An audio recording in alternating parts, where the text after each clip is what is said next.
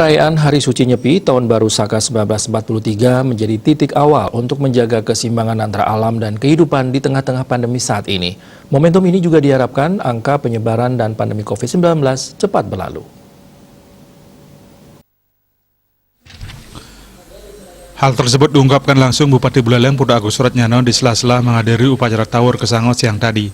Menurut Suratnyano, Hari Raya Nyepi merupakan momentum untuk mengembalikan keseimbangan manusia dengan Tuhan, mengembalikan keseimbangan manusia dengan alam semesta, dan mengembalikan keseimbangan manusia dengan sesamanya.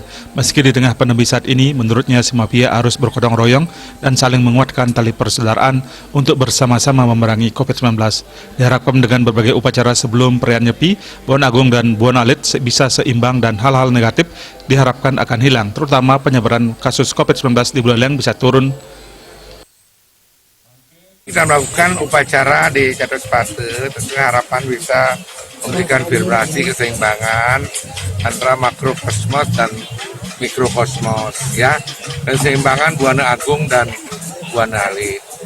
Di masa pandemi ini menjadi sangat penting, karena kalau keseimbangan unsur-unsur di Buana Agung dan Buana Alit bisa seimbang, harapannya biota-biota dan penyakit pun akan hilang, mengembalikan kepada ekosistem